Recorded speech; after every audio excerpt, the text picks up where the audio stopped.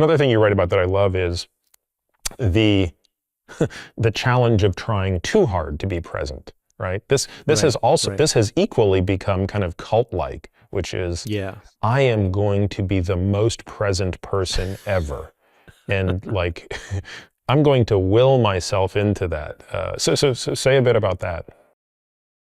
Yeah, I mean, it feels like it's the natural reaction at first when you sort of begin to realize that you've been running into the future for so long through these kinds of techniques and this approach.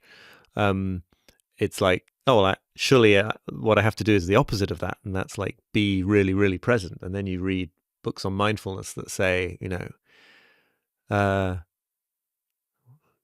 when you're washing the dishes, when you're loading the dishwasher, just do that thing, be present in that moment. And then you find, right, there's something sort of paradoxical about how the mind works in those contexts. As soon as you're self-consciously trying to will yourself into the moment, then you're not doing it, because what you're actually doing is thinking about whether you're in the moment enough.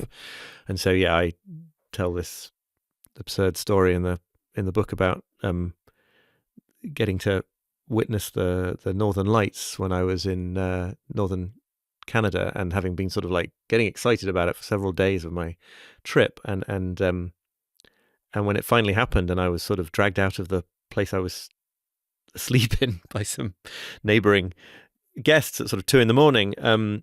To see this, just finding myself thinking, like, firstly trying really hard to be there and being very much aware that as a result I was not, and then just having stray thoughts like that it looked like an old PC screensaver, and all these kind of like these terrible thoughts that just totally ruined the kind of sacredness of the moment, because I had been so sort of cognitively engaged with trying to be there.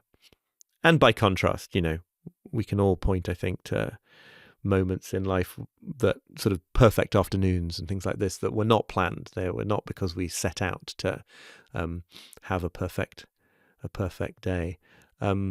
So there's kind of a theme that runs through all this. I think it comes up thinking about rest and recreation and leisure as well, that you do sort of, to make, there's a sense, it just sounds like a sort of annoying paradox, but there's a sense in which you do have to be willing to waste time to make the most of time. You do have to be willing to just sort of care a bit less about whether a given afternoon, given weekend is spent in a deeply meaningful way, in order to maximize the chances of sort of lucking out into one of those deeply meaningful times, because you need to not be fixated on trying to force the matter.